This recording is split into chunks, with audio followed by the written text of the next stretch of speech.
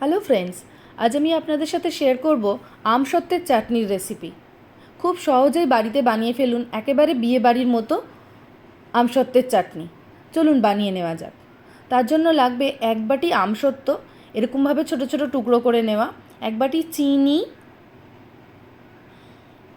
10-12টা খেজুর একদম পাতলা পাতলা টুকরো করে কেটে নেওয়া, আর লাগবে 8-10টা কিশমিশ আর 8-10টা কাজু বাদাম। এবার চলুন কড়ার মধ্যে চিনিটা দিয়ে এর মধ্যে 2 কাপ জল দিয়ে দেব। জলটা যখন একটু ফুটতে শুরু করবে তার মধ্যে 2টো এলাচ দিয়ে দেব, 2টো তেজপাতা দিয়ে দেব। দেখুন জলটা একটু ফুটতে শুরু করেছে। এর মধ্যে সবার আগে আমি খেজুরটা দিয়ে দেব। খেজুরটা একটু শক্ত হয়, তাই প্রথমেই দিয়ে দেব যাতে একটু ফুটে ফুটে নরম হয়ে যায়।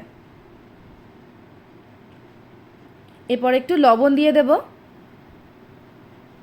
অল্প একটু হলুদ দিয়ে দেব, কাজু কিশমিশ যেগুলো রাখা ছিল সব দিয়ে দিলাম, দিয়ে একটু এটাকে ভালো করে মিশিয়ে কিছুক্ষণ ফুটতে দেব। তারপরে দিয়ে দেব আমসত্ত্বগুলো। চাটনিটা হতে খুবই কম সময় লাগে, অথচ খুবই টেস্টি হয়। এটাকে 5 থেকে 7 মিনিট ফুটতে দেবো এইভাবে। ফোটা অবস্থায় চিনির রসের মধ্যে যেহেতু সবগুলো ফোটানো হচ্ছে, তাই মাঝে মাঝে একটু খুন্তি দিয়ে হেলিয়ে দিতে হবে। দেখুন এইভাবে আস্তে আস্তে মেশাতে মেশাতে এটা একটু ঠিক হয়ে আসবে।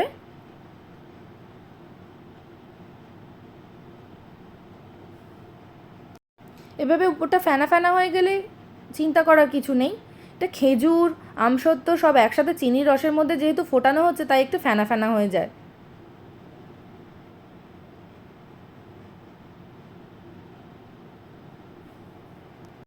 বিয়েবাড়িতে চাটনিটা ট্রান্সপারেন্ট বানানোর জন্য এর মধ্যে সাইট্রিক অ্যাসিড দেয়। আপনি বাড়িতে সাইট্রিক অ্যাসিডও দিতে পারেন, কিংবা আমার মতো তেঁতুল গোলা জলও দিতে পারেন। দেখুন অল্প একটু তেঁতুল নিয়ে সেটা জল দিয়ে ভালো করে গুলে নিয়ে এটা আমি দিয়ে দেবো। এটা মিষ্টিটা একটু ব্যালেন্সও হয়ে যাবে। সমস্ত চিনির রস, আমসত্ত্ব, খেজুর সবই মিষ্টি, তাই এটাকে ব্যালেন্স করার জন্য একটু টক দিলাম। দিয়ে এটাকে ভালো করে মিশিয়ে দিতে হবে। সবই সেদ্ধ হয়ে এসেছে।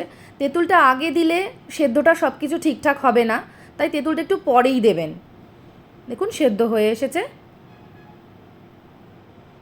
এইভাবে আপনারাও বাড়িতে বানান, খেয়ে দেখবেন কেমন হয়েছে, আর আমাকে কমেন্ট করে অবশ্যই জানাবেন। আমার চ্যানেলে যারা নতুন তারা সাবস্ক্রাইব করবেন, ভালো লাগলে অবশ্যই লাইক করবেন।